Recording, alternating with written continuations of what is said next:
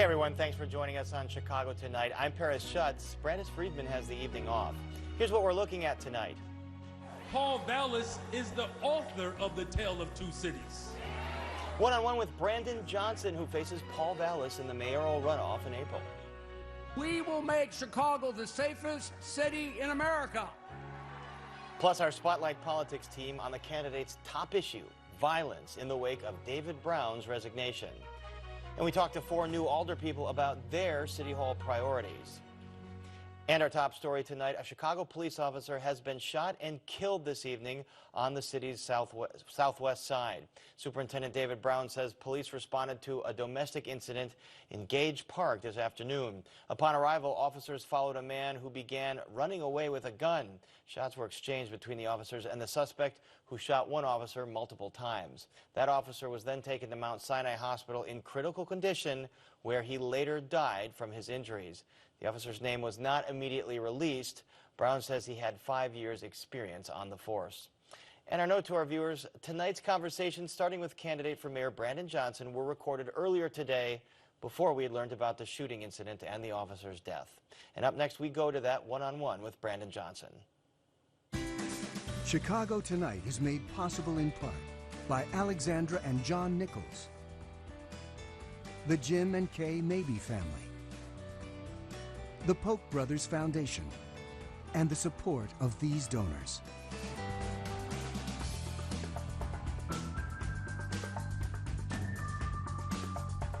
Mayoral finalists Paul Vallas and Brandon Johnson are off to the races with little more than a month before April 4th's election. In Johnson's celebration speech last night, he called Vallas the author of The Tale of Two Cities. And joining us now is Chicago candidate for mayor Brandon Johnson. We also invited Paul Vallas for a one-on-one conversation, but he declined today. We hope to have him on in the coming days, but we do welcome and congratulate you, Brandon Johnson, and making it to the runoff. I know it's been a whirlwind 12 to 24 hours for you. I want to start with the news of the day, though. Police Superintendent David Brown submitting his resignation. What would you be looking for in his replacement? Yeah, look, thank you for the congratulations, and thanks for having me back. You know, I was raised by a pastor, a unionist, and a public employee. And the way he raised us was that in order to have a good, effective space, you have to have someone who is collaborative, competent, and compassionate. And so as the mayor of the city of Chicago, I'm going to look for individuals who have those characteristics, and someone who is tethered to the community, and someone who certainly understands the unique nature of the city of Chicago. All right, and saying tethered to the community, is that someone from the inside, preferably to someone from another department across the country? I mean, that's, of course, where we will start, but we're going to search for the right talent all over the country if necessary. And I want to refer back to that comment you made last night, A Tale of Two Cities, kind of this rich-poor predicament Chicago finds itself in, saying Paul Vallas is an author of that. What do you mean by that? Yeah, look, it's very clear that the city of Chicago does not want to go back to the old style of politics that have left too many families behind. And everywhere Paul Vallas has been in charge, particularly of finances, he's left a mess. Here in Chicago, Philadelphia, New Orleans. He went globally, went to Haiti. And went to Bridgeport and was sent back here packing as well. Worked under a Republican governor, Bruce Rauner, at Chicago State, ruined that space as well. And so the type of finances that he has led over the course of decades now, particularly in the 90s when I was in high school, we have to fix that, because we need one story for one Chicago, and no one should be too poor to live in one of the richest cities in the world. And clearly you have very different visions for public safety. You have talked about redirecting about $150 million out of that $2 billion police budget to community service programs. Mayor Lightfoot dinged you for saying, quote unquote, to fund the police. So how does that redirection solve the public safety issue in so many neighborhoods? Well, what we're going to do is we're going to spend money to promote detectives, 200 more, so that they can actually work towards solving crime. We're going to invest in making sure that the consent decree is administered with all due expediency. Absolutely, we're going to make sure that there are front responders responding to what overwhelmingly are the 911 calls, which are mental health crises. And so it's about being smart about our resources. And right now, we do not have a structure that actually is supportive of what the city of Chicago deserves and needs. And the fact of the matter is, we have placed too much pressure and responsibility on law enforcement to behave as social workers, counselors, marriage therapists. That's not what law enforcement should be doing. And so I'm going to make sure that law enforcement actually gets to do their job. But to be clear, there are resources within the CPD that you want to redirect, like you said, with detectives. Do you want to hire more police officers? Some say that the department's about 1,500 short of what the number should be. Well, this is the difference between me and Paul Vallas. I'm going to tell you the truth. Paul Vallas is actually misleading the city of Chicago. It takes almost 2 years to become a police officer in the city of Chicago. So when Paul Vallas talks about hiring 1,000 more police officers, where are you going to get those officers from? I live in Austin on the west side of Chicago, and like many neighborhoods across the city, we are experiencing unprecedented levels of violence. We cannot wait 2 years to have a safe community, and so that's why my public safety plan is sweeping, because it gets at the immediate crisis, but it also addresses the long-term solutions like youth development and youth employment. There's a direct correlation between youth employment and violence reduction. Placing officers in harm's way, putting them in positions where they are not equipped to handle is irresponsible. Under my administration, we're going to be smart about how we handle public safety. Obviously, as a teacher, as a member of the Chicago Teachers Union, you're passionate about education. You've talked about fully funding Chicago Public Schools, not just teachers, but resources and therapists. How will you do that, given the fact that by some predictions, the system will face about a $500 million deficit in the coming years? How do you balance those budgets? Yeah, so being the only person in the race right now that has actually produced a balanced budget plan that eliminates the debt that Paul Vallas created while also making critical investments up to $1 billion without raising property taxes. I'll say that again, without raising property taxes. Look, right now the Chicago Public Schools is sitting on $1 billion it received from the federal government. Those dollars should be administered with all due expediency.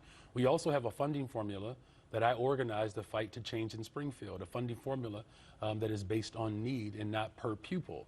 If we actually move towards the funding formula that I organized and fought for, CPS could receive up to $1 billion more to provide the critical services that are needed. And that's everything from making sure that they can get to school on time, so that's CTA free, making sure that we are expanding sustainable community schools, which gives community control over the school communities, making sure that there's a social worker, a counselor, a nurse, a library, a librarian, the arts, athletics.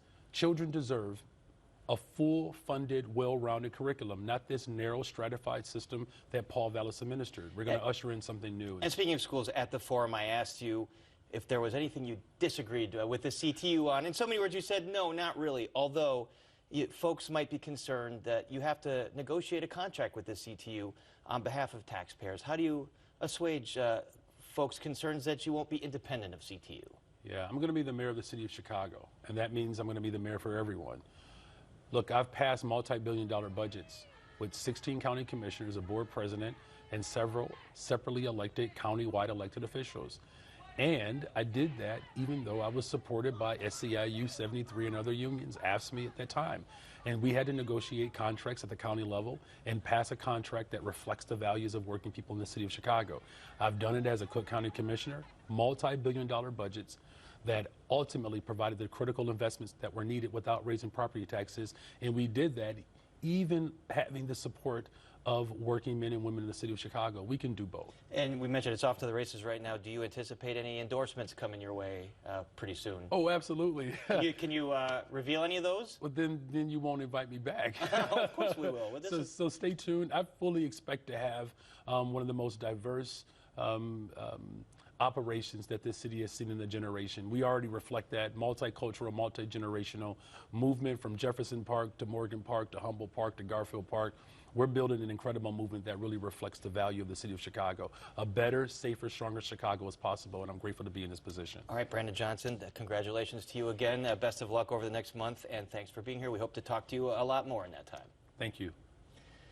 And up next, we meet some of the new faces heading to City Council.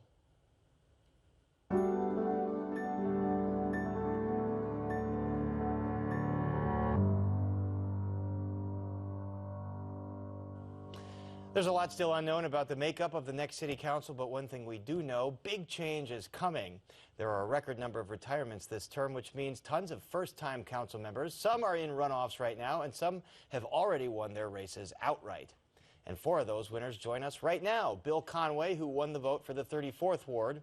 Jesse Fuentes, alderperson-elect of the 26th Ward. Bennett Lawson, who won the vote for the 44th Ward, and Julia Ramirez, alderperson-elect of Chicago's 12th Ward. Welcome, all of you.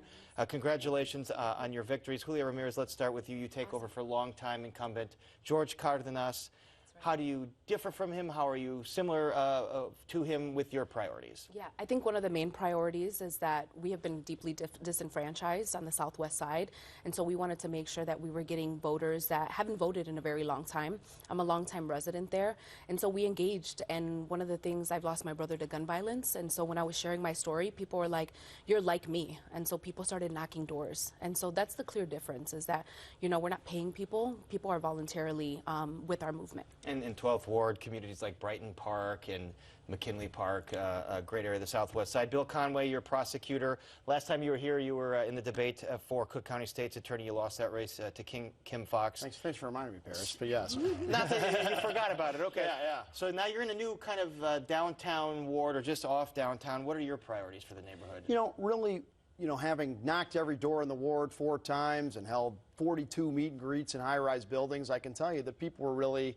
saying mostly the same thing. They're focused on public safety. And because of that, we have to make sure that our police officers have the resources they need. But really, citywide, need to make sure our next superintendent really embraces a community policing model. But beyond that, no one thinks that the police can solve all of our problems, which is really why we need to be getting after mental health and job growth and homelessness in the 34th Ward and across the city. So probably agreement on this panel on that. Jesse Fuentes, you're the youngest alderperson to serve your ward in a long time. You're facing another long-time stalwart, Roberto Maldonado. He served there for 14 years. Tell us your vision for Humboldt Park and the historic Paseo Boricua. That's a favorite area of the ward. Well, absolutely. The preservation of the Puerto Rican community has been work that I've been doing for over 10 years. I'm an organizer to ensure that we are sustaining families through bringing more affordable housing and affordable home ownership. But we want to make sure that Paseo Boricua becomes a designated cultural district and it gets the investment it deserves. Our businesses deserve culturally competent lending program so that they can be sustainable across the Puerto Rican community for decades. So a big priority in your Bennett Lawson, you take over for your former boss, Tom Tunney, first openly gay alderman. He was a business owner. He had lots of run-ins with your biggest constituent in that ward, the Chicago Cubs. So how are you different? How are you similar from your former boss? Sure. So I'm a whole generation younger, right? So I come with a different background. I'm sure Tom Tunney loves you saying that. He loves when I say that, right. But it's true. You know, I have a different life experience. I have a different outlook on things. I'm not afraid to embrace technology when needed to help forward our mission in the ward. I've also been the one working with the Cubs day in and day out on all of the little things and then the big things. So I think they understand me as someone who is very practical and pragmatic and knows how to get things done in Lakeview. Julia Ramirez, you mentioned disinvestment in your ward. How would you like the next mayor to tackle disinvestment in public safety? Yeah, so like I mentioned, I did lose my brother in 2014 to gun violence, and I think it's deeply rooted in the ways in which we don't have opportunities, and some of our Chicago public schools in 2025 may close. And so how are we providing opportunity for kids to prosper, for people to thrive? And I want to make sure that, that we're investing in working class families in the 12th Ward. Bill Conway, you talked about your vision for public safety. What about returning business to that area that have been hit hard after COVID? Yeah, no, we certainly have to make it as easy as we can for businesses that are ready to invest in our community to be able to get through the red tape of the city so that they can invest in our downtown and West Loop and thriving communities at the South Loop, Greektown, and Little Italy as well. And Jesse Fuentes, we mentioned Humboldt Park, but your ward is a little bigger than that. What about your public safety and investment priorities in that ward? Absolutely. There's a direct correlation from the disinvestment in our schools and youth programming across the 26th Ward and the increase in crime in Belmont, Craig, and Hermosa, Logan Square, and Humboldt Park. Our priorities are going to be to ensure that we are opening up mental health clinics, that we are investing in youth programming, and that we fight for schools to have the resources. There's no reason why we don't have full-time counselors and social workers to provide the resources that our young people so deserve. Bennett Lawson, 44th Ward, also home to thriving LGBTQ population. What are your priorities in taking care of that population? Sure. So we're home to the largest LGBT entertainment district, really, in the Midwest. And so preserving that and having that thrive is important. I think citywide, we've always been a voice for the LGBT community, and I'm honored to have another colleague join me with Jesse. And, you know, there may be a few others. We actually may be increasing the caucus. And it's about visibility. It's about being there when issues come up. Last term, it was bathrooms or set-asides. So we'll see what the challenges are. Certainly, I think a lot of us are very concerned about the violence against trans women of color specifically, and how we can use our voices jointly to bring an end to some of the violence we're seeing. Julio Ramirez, over the years, council members viewed this job a little differently. Some were more interested just in their ward. Some were interested in just citywide issues. Do you view yourself as someone that wants to be a part of citywide legislation on issues like public safety or the budget or education? Yeah, of course. I think that we need to build, like people like Halu now is in office, and This is newly elected 14th Ward. That's correct. And I was able to speak to her today, and we're thinking about the Southwest side as a whole. And so when you're looking at disenfranchisement, it's not the 12th Ward. And as you guys all know, our issues are not bounded by wards. And so I really want to be a big leader for the 12th, but really for the Southwest side. Bill Conway, what about that? Do you view yourself as someone that's just going to kind of cater to your ward, or be a part of like these broader debates for citywide issues? Well, you know, I think we found out that certainly across COVID and otherwise that crime and everything else is a very portable issue, which is why I talk about homelessness and mental health and job growth. Those are citywide issues, as my colleagues have mentioned. And as someone who's a military veteran, you know, I've had the opportunity to work to find common ground with people from different places who had different views than myself, and yet failure to complete the mission wasn't an option. So I am excited to be able to find common ground with my new colleagues here and the rest of City Council when elected. Jesse Fuentes, we do have this runoff now for mayor. Two very different candidates. Have you decided who you're going to back, if anybody? Absolutely. 100% of my energy is going behind Brandon Johnson. All right, so tell us why. Well, Brandon Johnson is the right choice for working families. He has a plan for public safety that ensures that we are investing in mental health, that we are protecting our community schools, and that we are ensuring we're investing in youth programming all around. But he also has a fine economic development plan that ensures that we are building wealth among communities of color. Bennett Lawson, your former boss, Tunney, is campaigning for Vallas. Are you joining in on that? Not yet. I'm going to let my victory, take a day or two. I'm focused on putting my office together, wrapping things up from the campaign and working on the transition. We'll see. That may change in the next week or so. Julio Ramirez, what are you thinking? Yes, I'm going to also be supporting Brandon Johnson right away, and I think it's really important that we, through Black issues and Latino issues, we have a lot in common, and I think we need to come together in order to give Brandon Johnson the opportunity to be the mayor. Bill Conway? Yeah, you know, I've been so focused on the issues of the 34th Ward for the last 6 months. I'm looking forward to seeing both Paul and Brandon present their views to the voters of the 34th Ward. And frankly, as someone who tries to find common ground, I'm willing to work with anyone that is ready to build safer and stronger communities for Chicago, and I'm confident both those gentlemen are trying to do that. It does seem like a lot of common ground here already. Congratulations to all four of you. Best of luck as you begin your careers in City Council, and we hope to hear a lot more from you. Thanks very much for joining us. Thank you, Paris. Thank you. And up next, who's in the best position to attract the Lightfoot, Garcia, and Wilson voters right now? Our Spotlight Politics team takes that question up and much more. But first, we take a look at the weather.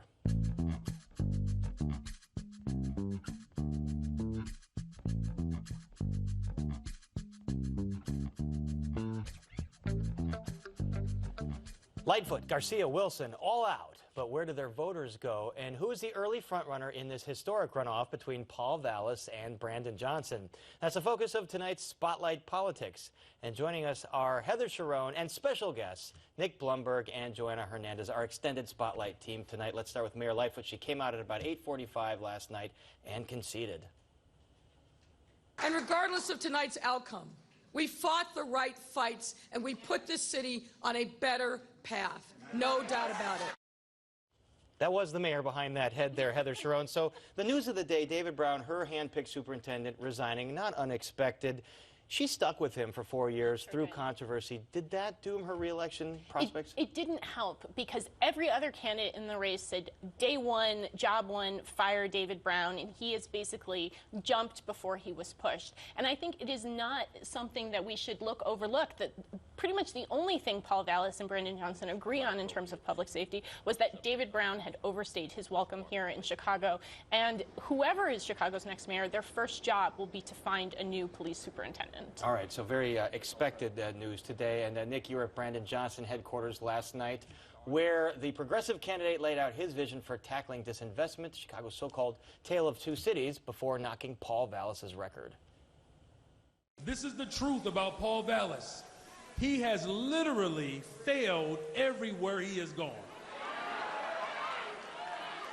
In fact, Paul Vallas is the author of the tale of two cities.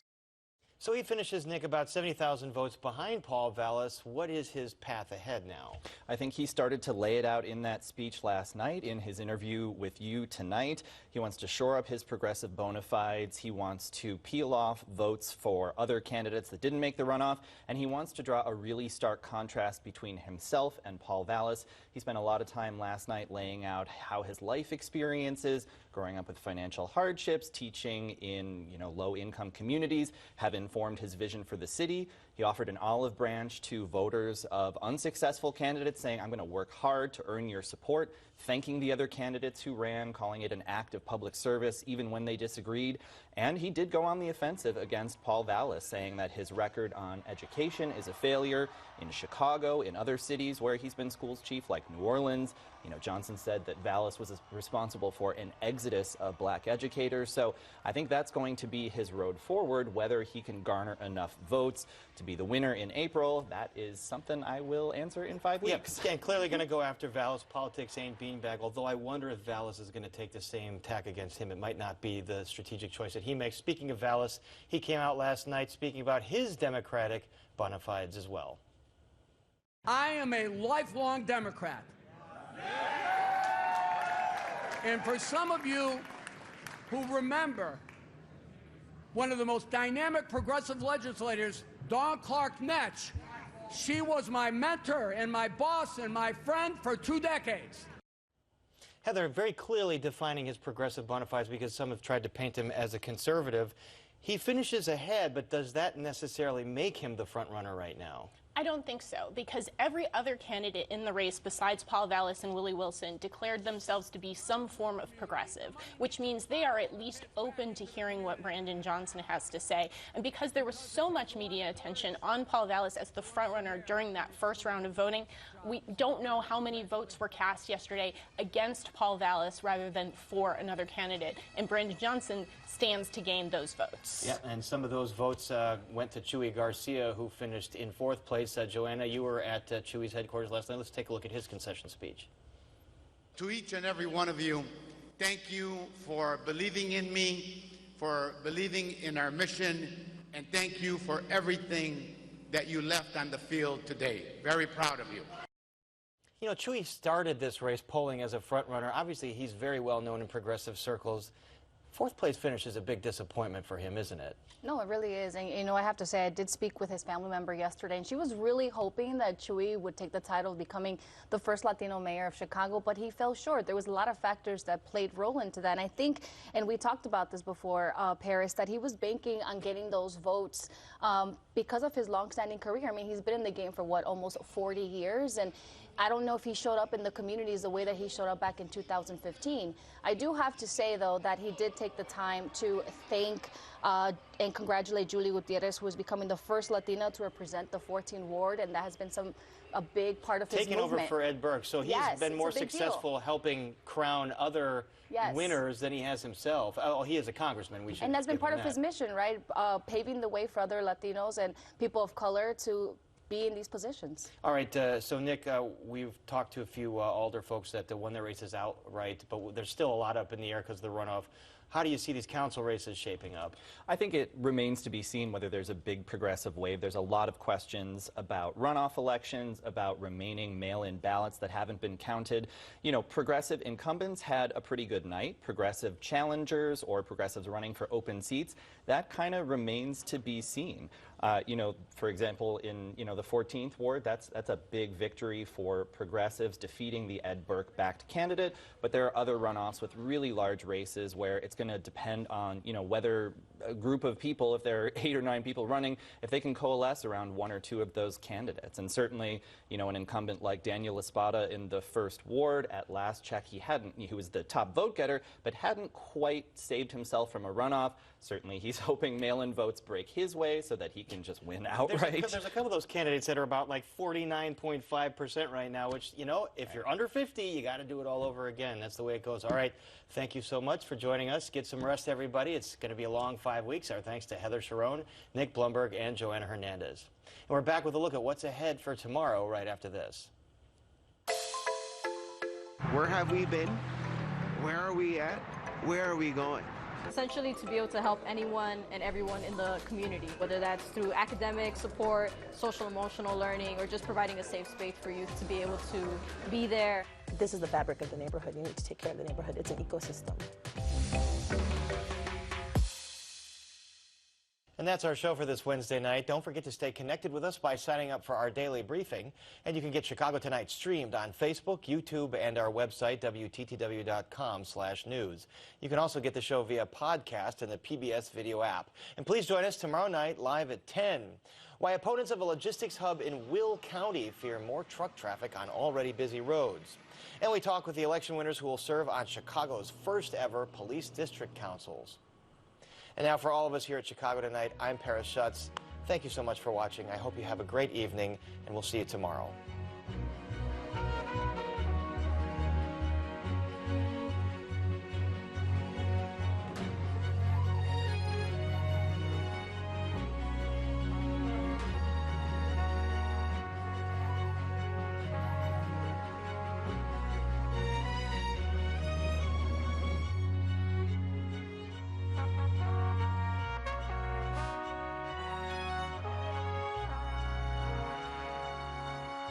Closed captioning is made possible by Robert A. Clifford and Clifford Law Offices, a personal injury law firm dedicated to preserving the dignity and rights of all individuals.